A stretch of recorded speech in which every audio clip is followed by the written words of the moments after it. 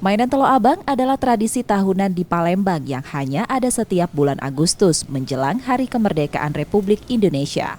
Setiap tahun, pedagang menjajakan Telo Abang di sepanjang Jalan Merdeka dan di berbagai tepi jalan lainnya di kota tersebut.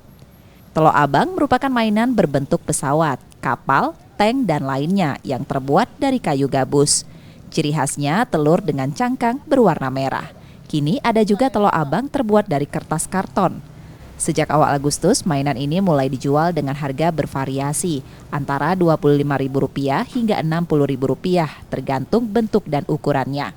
Bagi masyarakat Palembang, Telo Abang bukan sekedar mainan, melainkan simbol persatuan dan kesederhanaan dalam merayakan kemerdekaan yang dibagikan pada anak-anak. Kadang lagi kan kadang biasanya tanggal 10 lebaran biasanya nih. Kerja 10 lah bisa. Pas orang tuanya kan beli untuk anaknya kan. Banyak Pak? Belum, baru kali ini Mbak. Baru kali ya. Butuhnya sekitar 30-an Mbak. Karena unik aja Mbak. Unik. Dekat rumah. Oh, dekat anak-anak dekat rumah. Iya, dekat rumah.